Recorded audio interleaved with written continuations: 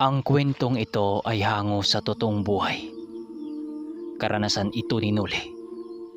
Taong 1996, Bacolod. Habang tahimik silang lumalapit sa mga ito, ay ang paglabas naman ng kampila ni Noli sa kanyang kanang kamay. Hawak na rin ni Danilo ang kanyang sandata at nag-aantay na lang ng abiso niya. Ako munang mauna. Gugulatin ko sila kung paano ko tapyasan ng ulo ang isa sa mga ito. Nang marinig ito ni Danilo, tumango lang naman siya. Habang abala pa rin ang mga mambabarang at aswang sa kanilang pagdadasal, buong lakas namang hinataw ni Noli ang ulo ng isa sa mga ito. Tumilapo noon ang ulo ng aswang, habang ang katawan nito wala ng ulong pagulong-gulong sa lupa. Dahil sa pagpatay ni Noli sa isa dito, biglang nabulabog ang mga kasama nito. Dahil walang panama ang mga mambabarang kapag harap-harapan na laban, madali lang itong nasukol ni Danilo at walang awang pinagtatapyasan ng ulo. Dahil sa pagkaalarma ng pangkat ng mga aswang at yung mambabarang, sinugod sila noon ng mga sigbin na mga bantay nito sa paligid. Habang si Noli hinarap ang tatlong aswang na kasama ng mga mambabarang. Sinubukan pa noong lumaban ng mga aswang, ngunit hindi nila kaya ang antas ni Noli. Sa bawat hagupit niya sa mga ito, gamit ang kampilan, hindi naman yun magawa pang makailag dahil sa bilis ng kanyang paggalaw. Nang magawa na nilang mapaslang ang lahat na gumawa ng masama sa kanilang grupo, sinunog pa nila ang mga kubong naroroon kasama ang mga bangkay ng aswang at sigbin. Matapos nilang gawin ang mga bagay na yon, napaupo lang naman sila sa katabing bundok habang pinakiramdaman ang buong pagkasunog ng mga bahay. Sa pagbalik nila sa kanilang tahanan, nadatna naman nilang nakasalukuyang ginamot ni Manong Duming ang kaibigan nilang si Lando. Mabuti naman, dahil nagawa niyong maipaghiganti ang kaibigan niyo. Malakas ang barang na ginamit ng mambabarang na yon. Dahil imbis insekto ang kanilang pairalin, kaluluwang itim ng engkanto ang kanilang kasangga. Mabuti na lang, dahil dala-dala ko ang isa kong habak at kaagad kong isinuot sa kanya. Ayon sa ermitanyo, nang magawa niyang mahuli ang kaluluwa ng mambabarang, ay ang pagdilat naman daw ng mga mata ni Lando. Habang sumisigaw, pilit pa itong kumukawala, ngunit hindi nito kaya ang bagsik ng ermitanyo. Nang tuluyan na raw niyang madakip ang espiritu ng mambabarang, doon na nila ito pinagtatanong kung anong pakay nito kay Lando. Ngunit ang sinabi nito, kung paano daw siya natunto nila Manong Duming. Ibang-iba raw ang busis ni Lando noon, dahil halos 3 katao ang sabay-sabay na nagsasalita na may garalgal na tinig sa kaloob-looban nito. Sila Buning at Lidyo noon napatahimik dahil sa mga nakakatakot na pangyayari. Upang mawala ang takot nito sa mga katawan, kaagad naman nila itong kinausap upang kahit papano mapalagay ang mga loob nito. Sinabi rin nila na wala na silang dapat ipag-alala dahil inubos na nilang tugisin ang mga mambabarang. Bago sila nagpahinga, nag-inuma na muna sila ng tuba para maging masarap ang kanilang pagtulog. Pero sinuli, nag-iikot na muna siya sa buong Manukan. Masisiguro lamang na walang mga feste ang umatake rito. Nang nasisiguro na niyang walang kakaibang pangyayari, pinili na rin niyang matulog sa duyang nasa ilalim ng puno ng langka. Sa pagpikit ng mga mata niya, bigla namang naglakbay ang kanyang diwa patungkol sa mga nakaraang pangyayari na hindi pamilyar sa kanya. At nakita niya kung papaano nabuo ang grupo ng ermitanyong si Duming kasama ang taong nabanggit sa kanya ng tiyuhin niyang si Samuel na yung nagngangalang Sanoy. Subalit kahit anong sipat niya sa pagmumukha sa nagngangalang Sanoy, hindi niya ito makita gawa ng may maitim na aura ang nakatabon sa mukha nito. Tanging mabagsik na lamang na pangangatawa na lang nito ang kanyang nakita at ang hawak-hawak nitong tungkod na may bungo ng kakaibang hayop sa dulo, at kitang-kita din niya ang pagpatay ni Sanoy sa mga kapwa niya antingirong natatipuhan niya. Nakita rin niya doon ang ermitanyo habang may kasakasamang isang binata. Subalit ang ikinatakot niya ay ang maestro ni Sanoy na may isang gabay na bakunawa na sumama sa ulap ng kalagitnaan tuwing gabi. Subalit sa kalagitnaan ng kanyang pagtulog, bigla siyang nagising nang biglang magpakita sa kanyang panaginip ang pagmumukha sa dalawa niyang tauhan na duguan habang humihingi ng tulong sa kanya. Si Nardo yon at Ambong, yung mga tauhan niya. Dahil sa masamang panaginip na kanyang nakita, halos mahulog siya noon sa duyan dahil sa gulat. Dahil sa kanyang panaginip, kinabahan naman siya ng tulo na may halong pangamba dahil bakit na naginip siya ng ganon. Kaagad siyang tumayo upang masisiguradong hindi siya pinaglaruan sa kanyang panaginip.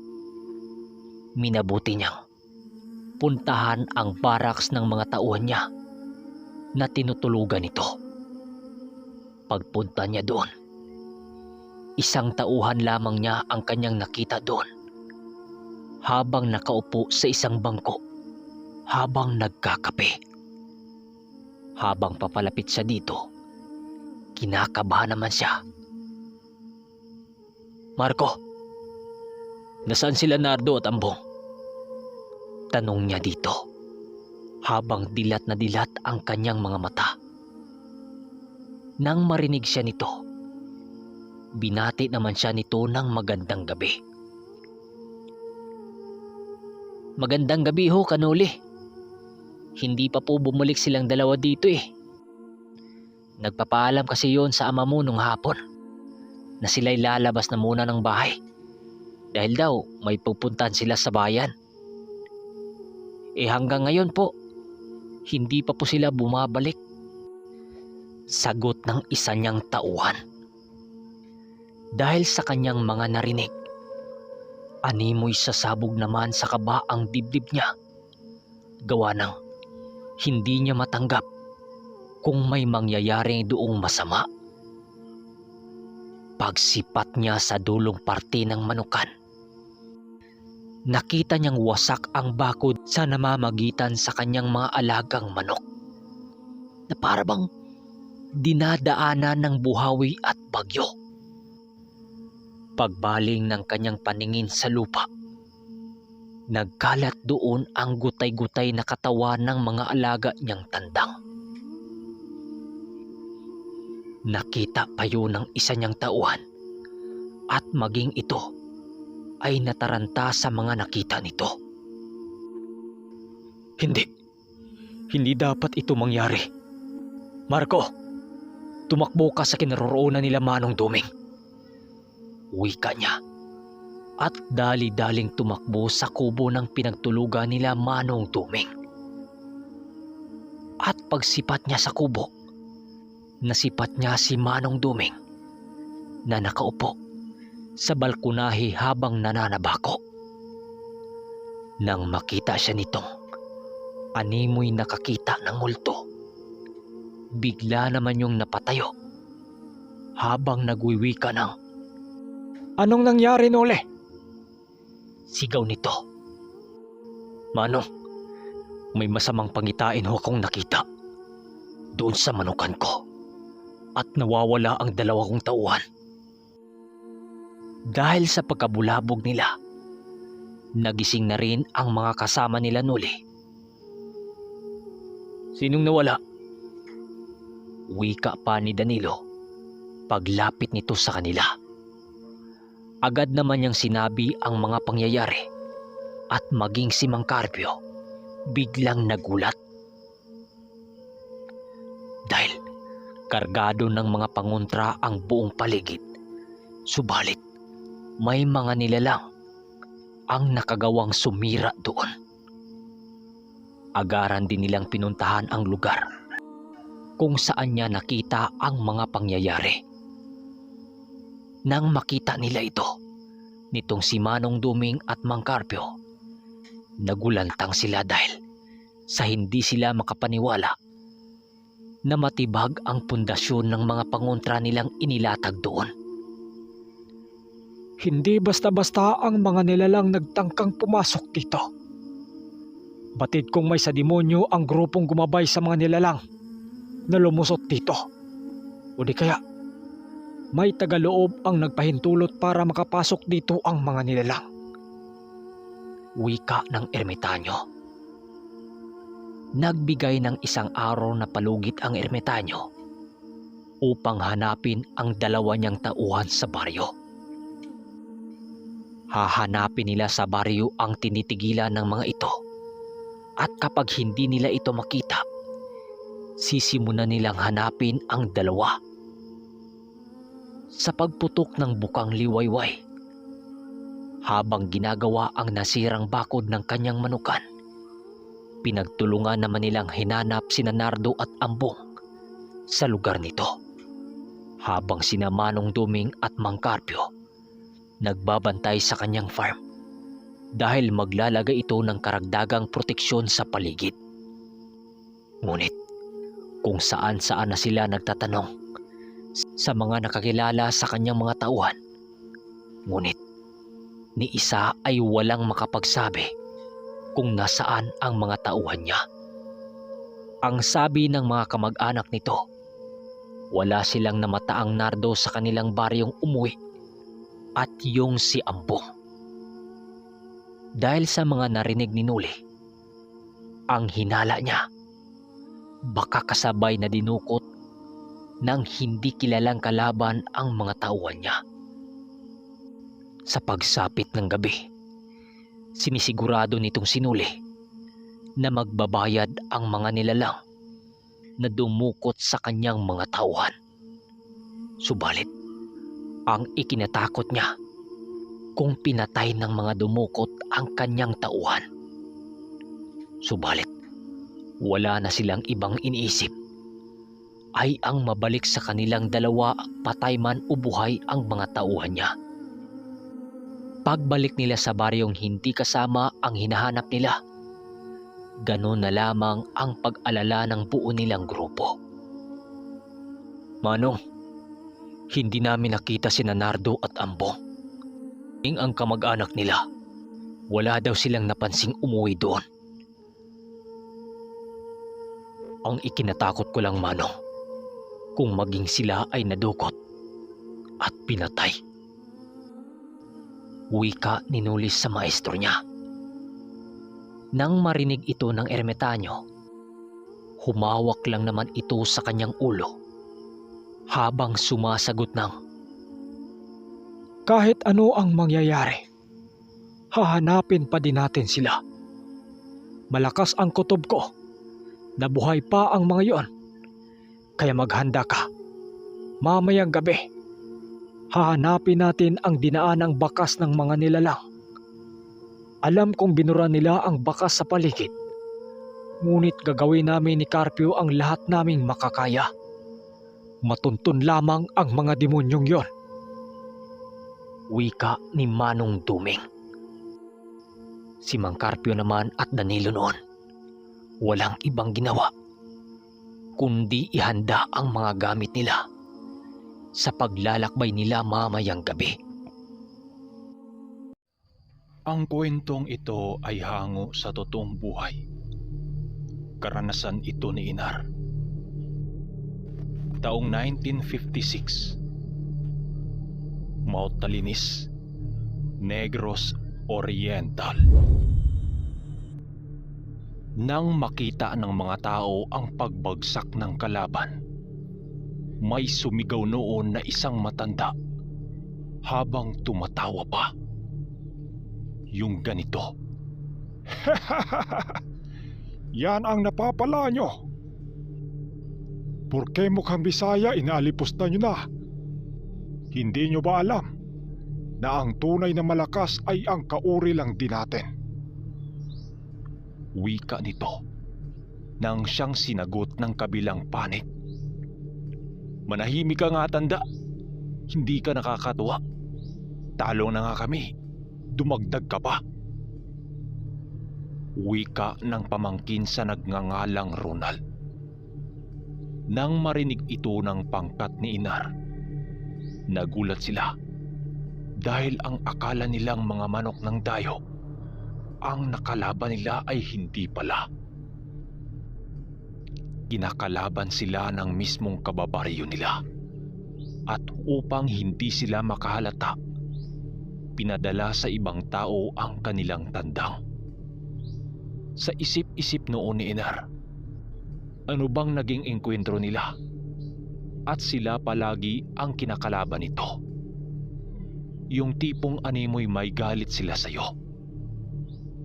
Hinayaan lang niyo ni Inar at hinarap na lamang ang pagkapanalo nila. Yanar, may pulutan na naman tayo. Sabi ko naman sa'yo eh. Wala yan sa linyada. Wika pa ni Masoy habang bakas sa pagmumukha ng saya dito. Yung kasama naman nilang si Bandoy ang nagbantay sa tandang na kanilang inilaban. Baka kasi dahil sa inis ng kalaban, baka ano pang gagawin nito sa kanila. Paglabas nila sa mismong ruweda, pinag-usapan naman nila ang naging engkwentro nila sa kanilang kababaryo. Hindi natin kasalanan, pre. Sila ang nanloko sa atin. Biruin mo. Pinadala sa ibang tao ang tandang nila para lang tayo'y kalabanin. Oo nga, paring Inar. Kagustuhan nila yon. Kaya lang, sa kanila dumapo yung malas. Tawa naman ni Bandoy. Hayaan mo na lang mga pare. Tama nga naman. Dapat nga kumprontahin natin sila kung bakit ginagawa nila ang mga ito.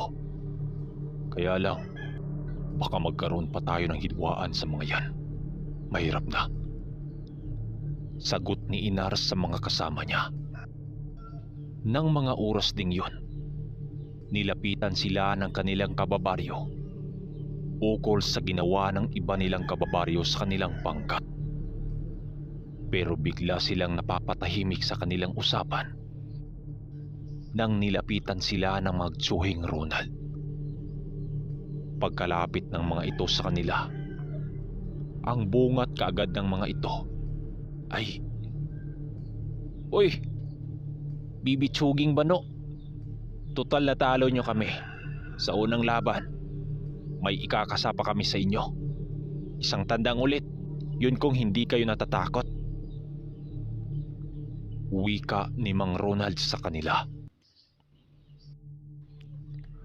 Mang Ronald, kunting respeto naman.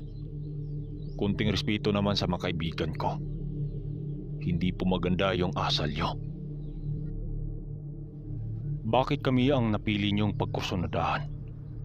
Wala naman kaming ginagawang masama sa inyo eh. Sagot ni Inar dito. Nang marinig ng taong kaharap nila ang sinabi ni Inar, tumawa lang naman yon. Aba mga kasama, bakit kailangan nating magbigay ng respeto sa kagaya nito? Eh parang hindi naman karespe-respetong tingnan. Muling pagsasalita nito kay Inar. Yung ibang mga taong nasangkot sa usapan, pinili na nitong magsilayuan upang hindi na madamay. Magamat kalmado lang itong si Inar, yung dalawa naman niyang mga kasama, animoy lilipad na ito para sumugod. Subalit, maigi itong pinigilan ni Inar dahil ayaw niyang mas lalo pang lumala ang sitwasyon. Mga pare, ano? Ilalaban pa ba natin tong dalawang natira? O uwi na lang tayo? Naghahanap kayo ng gulo eh. Huwag niyo nang patulan yan. Wika ni Inar sa dalawa.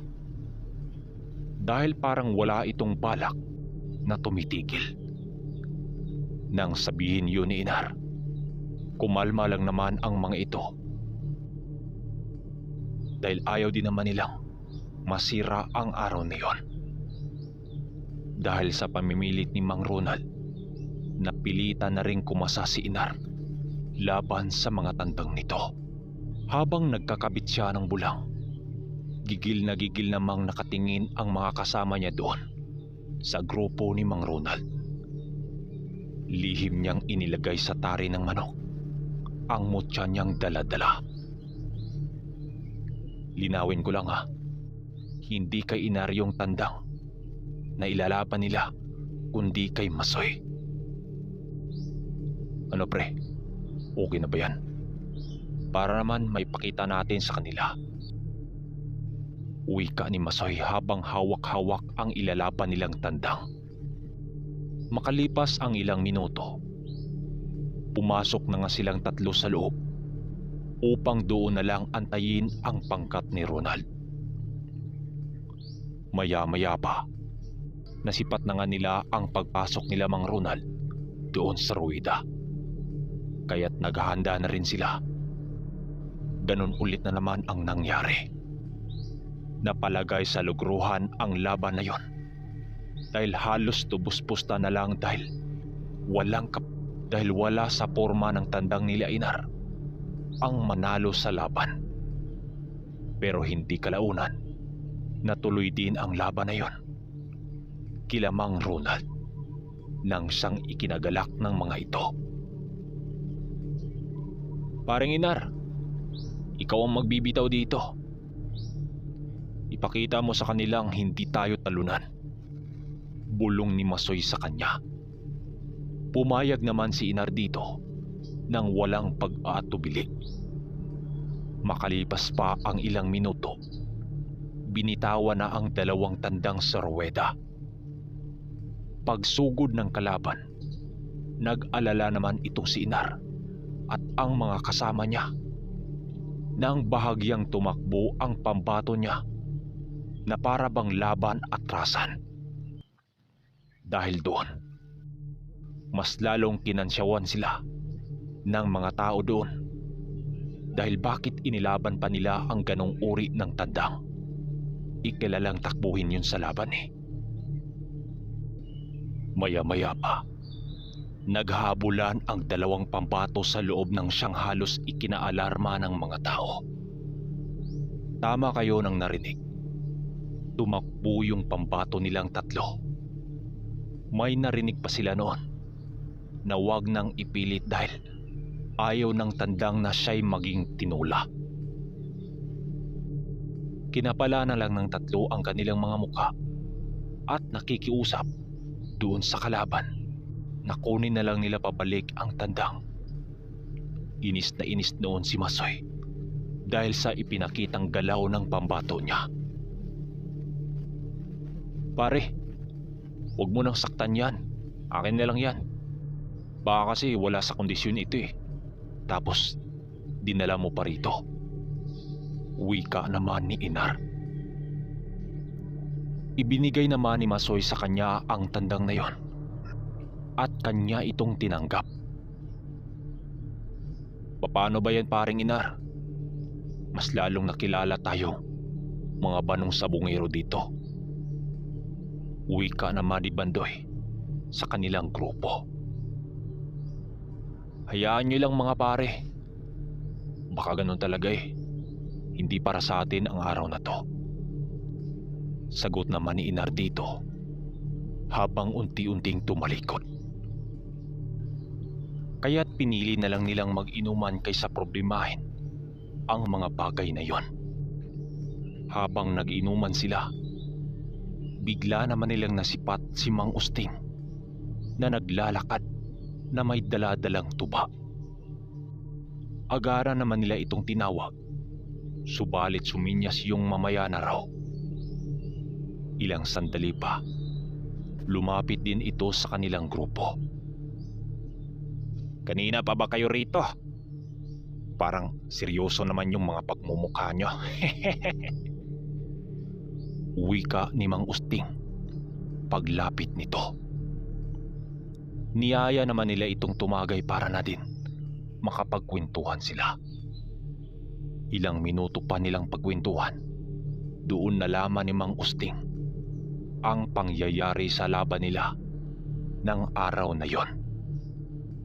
Dahil dito, napapaisip naman itong si Inar kung bakit parang wala ng bisa ang tangan-tangan niyang mutya. Hanggang sa nagpasya silang ilabang muli ang una nilang nanalo na yung walang sugat na tandang.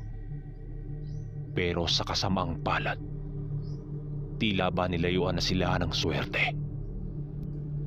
Hanggang sa pang-apat na laban, natalo pa rin sila habang nasa gitna ng ruweda si Inar. Bigla siyang nakaramdam ng pagkahilo at ang pandilim ng kanyang mga paningin. Pero sa kabila ng pangyayaring yon, may bumulong sa kanyang tinga sa busis ng isang matanda. Sa pagpatak ng alas 12 sa pang-7 araw, mawawalan ito ng bisa. Hindi mo na ito magagamit kailanman. Wika nito. Ilang saglit pa, hindi na malaya ni Inar na pinagtulungan na pala siyang buhati nila Masoy at Bandoy. Tama kayo nang narinig. Natumba pala siya mismo sa gitna ng sapungan.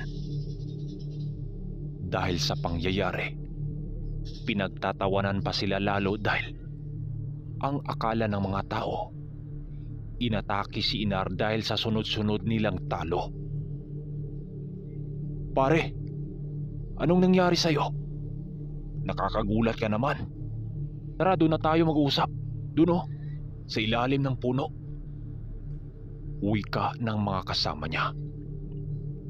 Okay lang ako pare. Okay na ako. Wika naman ni Inar sa mga ito. Pagkatayo niya, nakatayo naman siya ng tuwid na para bang walang nangyari. Tika, kumain ka na ba? Baka dahil yan sa gutom, nako. Wika pa ni Masoy. Inaya siya ng mga itong bumalik sa sabungan para mag-inuman, subalit ayaw na niya.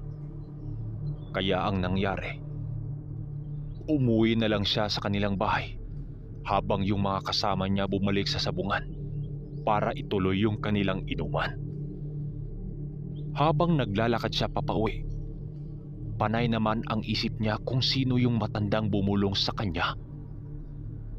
Lumipas ang mga araw. Hindi na muna sumama si Inar sa sabungan upang magpalamig na muna sa mga pangyayari. Isang gabi, habang nagpapahinga siya, naisipan niyang buksan ang supot kung saan niya itinago yung mutyang ibinigay ng matanda. Pagbukas niya dito, nagulat siya. Nakita niyang isa lamang itong tumpok na abo na lamang. Di niya namalayan, nakatulog na siya sa kanyang hinihigaan. Sumama ka sa akin. Matutulungan kita sa problema mo. Muling bulong ng matanda. Pagbangon niya, umaga na pala. Pantay sa Part 8 at itutuloy natin ang kwento. Maraming salamat.